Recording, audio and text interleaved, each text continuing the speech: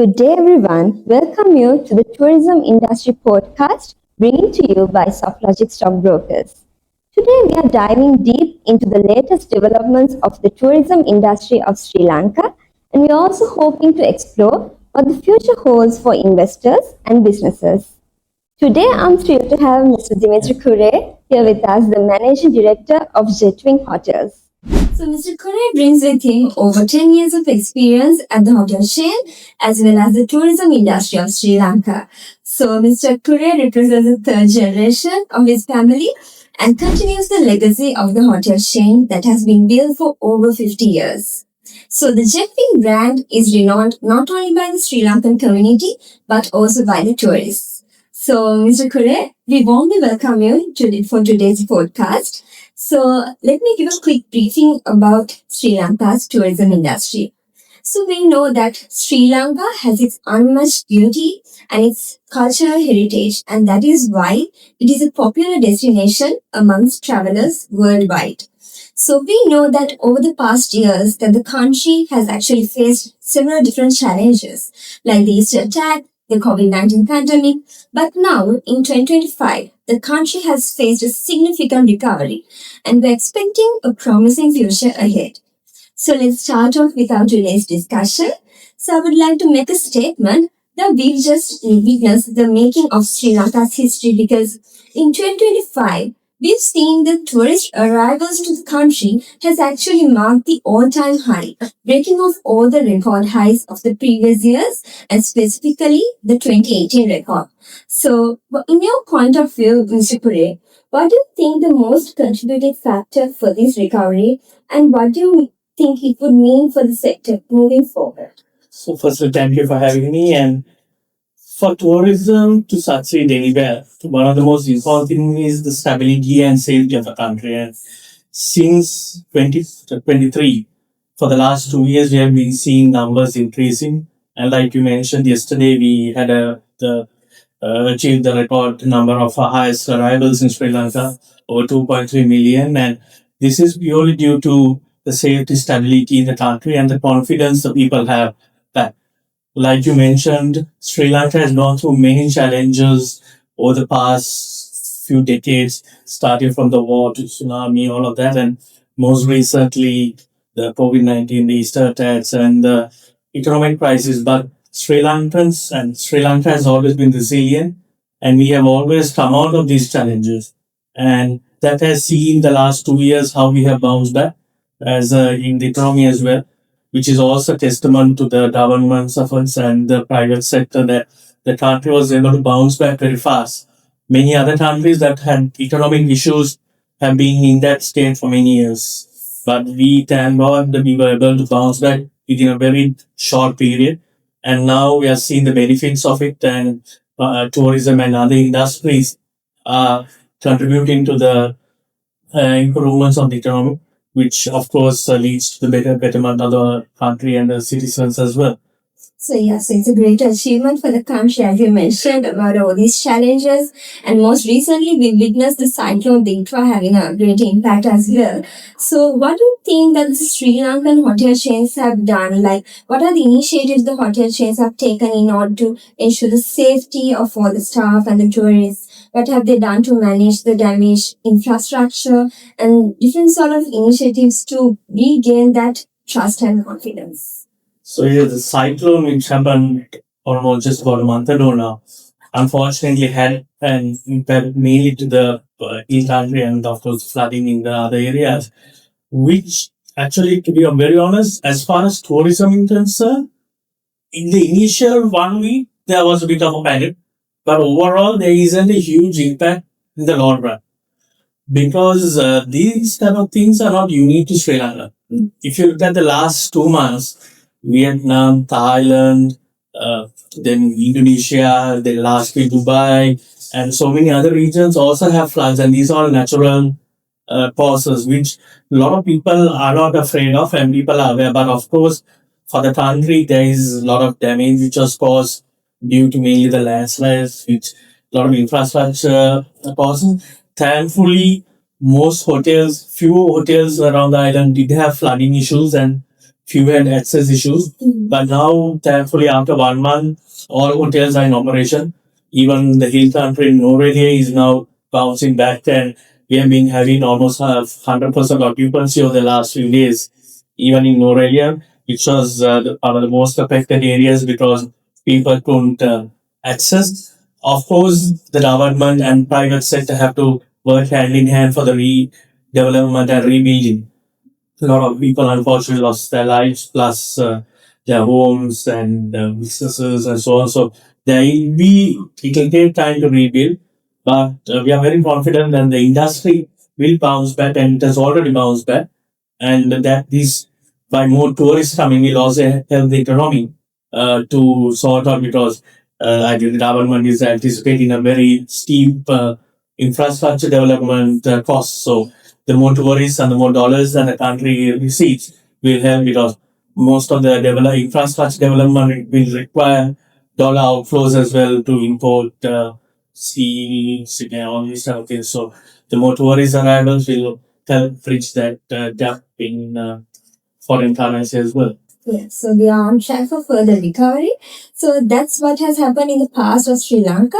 So let's talk about the current context as well. So we are seeing that different types of tourist groups are coming to the country. So for example, like MICE travelers, backpackers, luxury tourists, wellness tourists, sorts. So what do you think that this kind of a shift towards one particular group of tourists that we are witnessing right now, or as we are expecting going forward? So we are, like you mentioned, we have a wide range of travelers who come from different parts of the world. The MICE market is mainly from India and the region because for larger conferences and all, it's mainly from India that we receive and a few from other parts of the world. But when it comes to leisure, wellness, it's a very diverse demographic of individuals. And of course, due to Sri Lanka's image and positioning, especially in the last few years with social media playing a key role, we have seen the numbers of the backpacker and the more informal travelers also going up. Ideally, for the destination, we should get about an 80-20 split.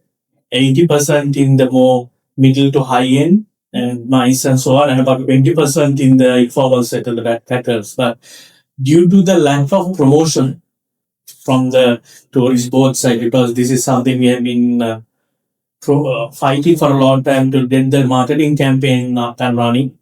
But due to that being taking time, we are seeing more informal travelers coming, which is now almost about 50-50, which also impacts the government because they mainly stay in for the small guest houses, travel by public transport. So the revenue the country is also earning is limited, is much less, and that was shown, I think, in the figures also on the central bank.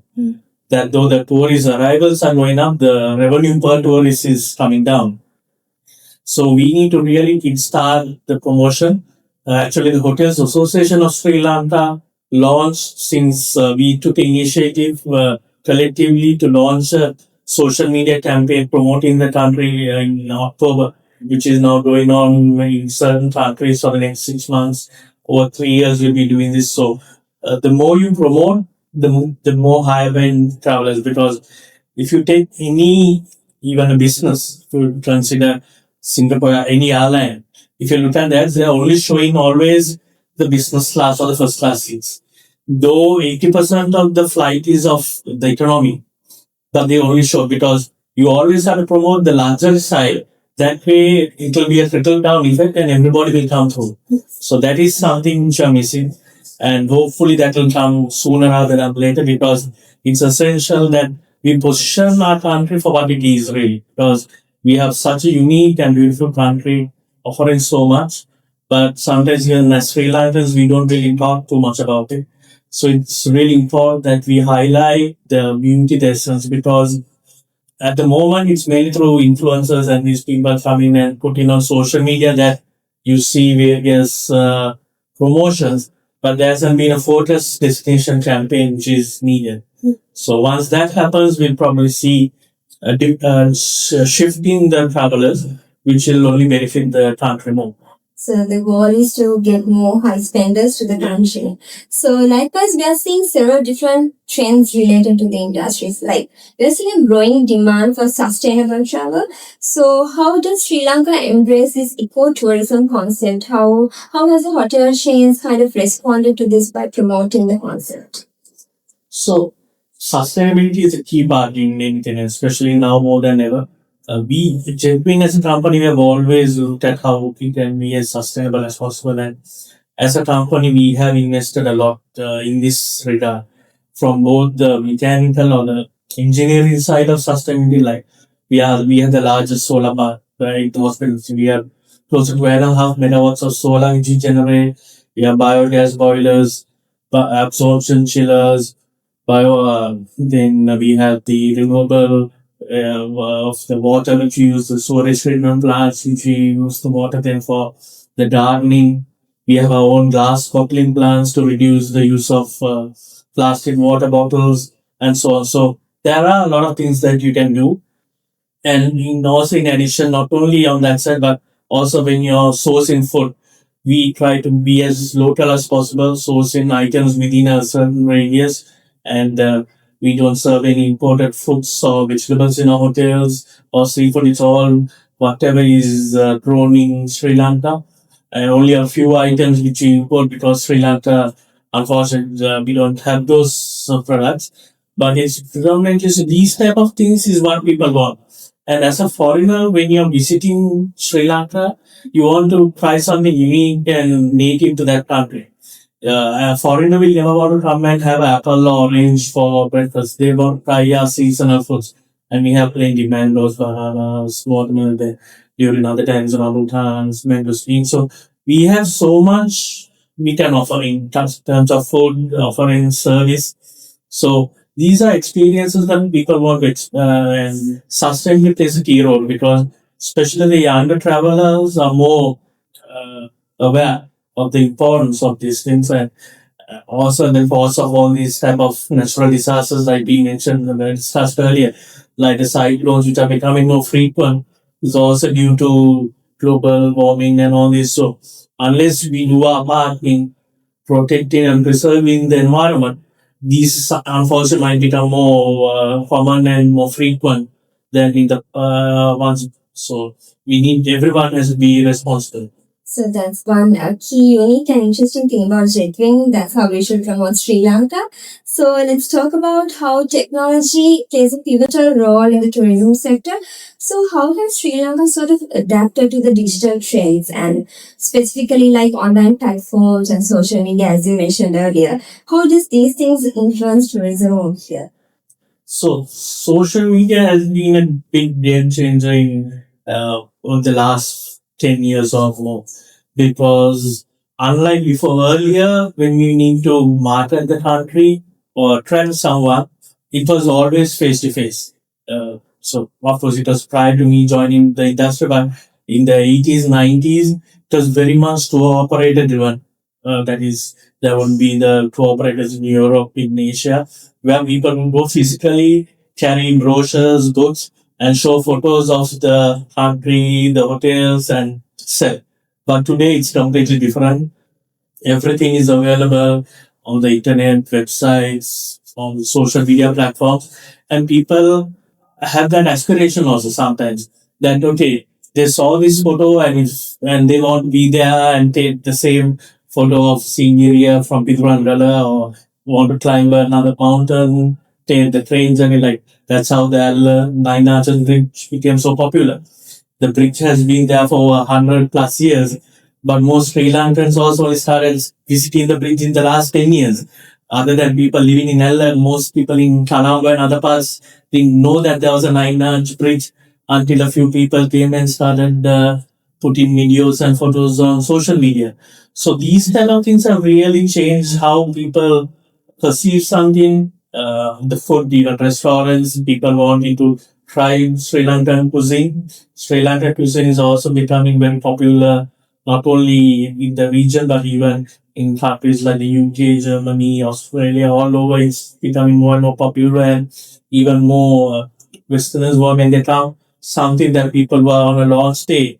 they would like to do is culinary experience. So they will go with the chefs, buy the seafood from a fish market, buy the vegetables from a preparing.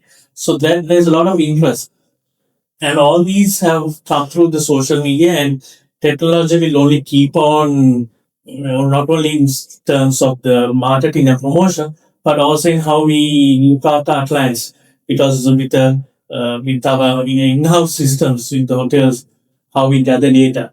Now it's very easy. We can know your preferences, dietary requirements, all these things, and write you well in advance and get those information. Whereas previously, until someone arrives to that particular location, then only you know it. Now, some of our small hotels, you know, to the extent of even searching, Google searching someone's name and finding out, okay, what type of personality is this, where. So, those type of personalization can be done, which previously was not possible. So that's how the technology is evolving and kind of having a great impact on the tourism sector, and not only the tourism sector, for these other sectors as well. So let's talk about another key interesting topic, that is the infrastructure development. So in your opinion, how do you view as the most recent, what are the most recent infrastructure developments that have actually supported the tourism sector performance of Sri Lanka, and where do you see further improvement is needed? So in the last 10 years, I think the biggest advantage or the biggest improvement was the highways, the road network. In the last 10, 15 years, especially to the deep south. Where earlier, I remember when I was small, going to Yala was a full day affair. It used to take 9, 10 hours, and it was a very tiring journey. Now, one with the highway to Matala, it's 2.5, 3 hours, you're in Yala. And that has also opened up the East Coast to go to Portugal, London Bay, even Valla. You can easily take the highway and go. So all these, the road connectivity is essential, and hopefully once the central expressway is completed can be, and that will also really help travel time, because for most people they don't like to spend too much time on the road. So that is a huge improvement which we have seen over the past 10 years, and which will continue to evolve with time. I think somewhere infrastructure which is really needed is, of course, which is currently underway, is the addition of another terminal at the airport. Because for us to achieve our targets of 5 million tourists by 2030, unless the capacity of the airport is increased, there is, unfortunately, we will not be able to get that number, because the current infrastructure is not sufficient. So hopefully the progress of that will be completed scheduled as they plan, which will then enable more airlines to fly in and bringing more passengers. Because as Sri Lanka is an island, air connectivity is the most important thing.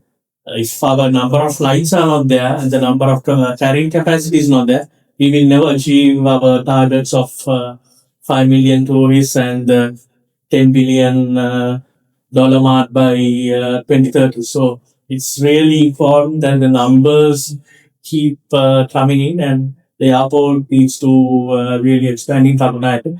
And hopefully, Maktala will also see more usage in the future. At the moment, it's mainly the charter flights from Russia and a few other countries that are coming through. But hopefully, other there'll be regular carriers also coming in. And then, of course, Jaffna currently gets about 2 flights a day from South India. And that also can become slowly a regional airport, servicing Malaysia, or regional 3, 4 hour flying time. So all these will only help. And so we really need to focus on the air connectivity and the development of the airports to ensure that we can welcome more tourists in the future. So yeah, connectivity is key, and we're expecting with the progression of those construction activities, we could hit our targets going forward, fortunately. So talking about Sri Lanka, we know that it's very well known for its historical value. So how do you see Sri Lankan hotel chains incorporating this cultural heritage and the landscapes into the tourism experience while supporting local communities as well? And in that angle, what would you see as more emerging trends, and what sort of niche markets should be on focus over the next 5 to 10 years? So our culture is like we have over 2,500 years of culture and history. So this is integral to how our country should be positioned, and even the hotels, the way we design. As a company, we always look at building something that blends into that particular surrounding, whether it's a beach resort, whether it's in the cultural triangle, in the cities. So we always try to be very mindful of the locality, how it will impact the locality, whether it is in the design, the infrastructure, how we so. It's very important as responsible citizens. It's our duty to make sure that whatever development we do, we don't harm the natural environment because we are blessed that we have such a beautiful island, and that's what attracts the many foreigners to visit. So, and that we have to incorporate that into our service style as well, because Sri Lankans, we are blessed that we are naturally very warm people. Most Sri Lankans are very hospitable, naturally warm, and very genuine in their service, and that is something that goes a long way. When you read a lot of our reviews or we speak to guests, they say, "Oh, your staff or Sri Lankans are very warm, hospitable, always with a smile." So this is something that is very important because the genuine service and the genuine warmth is something that people will remember. And those type of the way our behavior, our faith, our religious views, all those are important. How we incorporate everything, and then regionally, we have different parts of Sri Lanka. There are different, like the south will have certain how we prepare stuff. In the north, it's a different style. In the hill countries, so all these regions should be unique to themselves, and that way, whoever who visits can experience that unique experience depending on where they travel. So with that, let's talk about how we should promote Sri Lanka as well. I think you touched on this before. So we've seen that Sri Lanka taking so many marketing strategies to promote the country as a whole, one popular destination. But how do you view this? Whether it's effective to promote country as one nation, or whether we should get into region-wise promotional campaigns as well, like where we could say visit Goa, visit Anuradhapura likewise. So if you look at the global context, Sri Lanka is a very small market because if you compare with India, almost every state in India is larger than Sri Lanka. So, and other than maybe one or two cities which are somewhat large, most are very small and catered global context. So, firstly, we need to promote that country, Sri Lanka as a whole, because the beauty of Sri Lanka is within a very small travel time, you can visit different landscapes, different experiences. So you can be on the beach, and then 3 hours later you can be in Hill Garden, or you can be in a national park. You can be in a cultural site, which most countries don't offer that. If you're in India, if you're in center of India, you have to, or in the northern part, you have to take a 3 hour flight to get to some other. So we are lucky that within a few hours travel by car, we are in some other. So we have a very unique, beautiful island, the wildlife, the nature, the history, the culture, all that. So we need to promote one as well. And of course, then we can slowly highlight the key destinations and also not only the well-known destinations. Okay, today Sigiriya, Anuradhapura, Gaul, Kandy are the more prominent tourist destinations and the beach too. But we also need to promote as responsible citizens and as travel companies. We need to also promote the more lesser-known destinations because that also helps in the sustainability of a location. But if you only get people visiting Sigiriya or Yala, where Sri Lanka has many national parks, but 90% of somebody who wants to go to see wildlife will only go to Yala. But there is Kumana, Vilpattu, Vastamu, all these other national parks, and then in the hills you have corn plains and so on. So there are other opportunities to see wildlife. So it's important that we also promote other destinations. And even in the cultural sites, it's not only okay, yes, Syria is like it's like when you go to India, you want to see the Taj Mahal or Eiffel Tower in Paris, but still we need to promote other locations. So this will only help diverse and allow tourism to grow into other areas, which will also then indirectly help those local communities as well, because tourism has a lot of trickle down effect from large hotels to the person selling fruits on the side of the road can benefit from tourism. So it's there's a lot of the dollar goes deep in the industry, and that will only help more and more people benefit. And most communities always welcome tourists because they also know the value when a hotel comes into a particular region. It helps the local community that they can sell some of their items. Some of the youth can be employed. That particular area will probably get more developed. The roads get better. Land prices go up. So for everybody, there is a improvement in their social status. So tourism plays a big part in this, and it's our responsibility also to go to lesser known areas and promote to the tourists. So that's one luxury that we as a country offer for the tourists to for easy travel access within the country. So likewise, shall we talk more about the competitiveness that we have with other countries like in the South Asia region, like India, Thailand, Maldives? What can we do? What steps can Sri Lanka take to stand out against all these popular destinations? So I think the biggest, like I mentioned in my previous statement, also the biggest advantage Sri Lanka has is we have so much within such a small space. Yes, India, Thailand, they do have variety of experiences, but there's a lot of travel time involved. And in Maldives, it's only the beach, sun and sand and the ocean.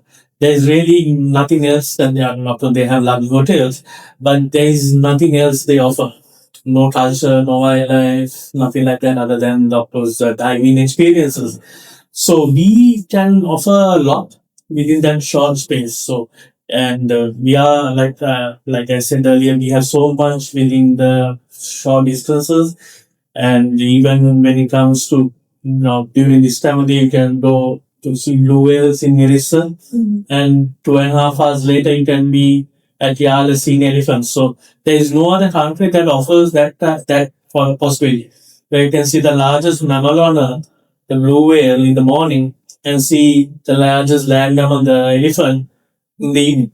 So these are unique things that Sri Lanka have, and we need to promote it more. And these are some of our uniqueness that we can stand up, and our culture, our history. We have a lot to go on. So whilst those countries have also many things, but we should be proud of what we have and focus on that, and not worry about what they have and we don't. We should just focus on what we have and highlight those, and encourage more people to visit our island. That's quite interesting, and we are coming down to the final question for today. So, Mr. Murray, how do you view as the key three most important drivers of the tourism industry of Sri Lanka, and what do you see as the three biggest challenges for the industry going forward that we should be mindful of? So, for the industry to succeed, I feel like my first statement, I mean, peace and stability is vital. Because for any tourist, one thing they'll always check before going into a new place is the safety. So as long as there's peace and stability, the tourist numbers will keep on increasing. Then of course the destination. We are lucky that we have a beautiful island and which attracts and we have the other infrastructure and the even the soft touches like the service styles and all of that. We are very lucky that Sri Lankans are very hospitable, like I mentioned, and that is why a lot of Sri Lankans are also in demand to work in other countries in the hospitality industry. So those two, and of course, then the other being the private sector driving the promotion, all of these things have played in collaboration with the government, being key factors in promoting the destination.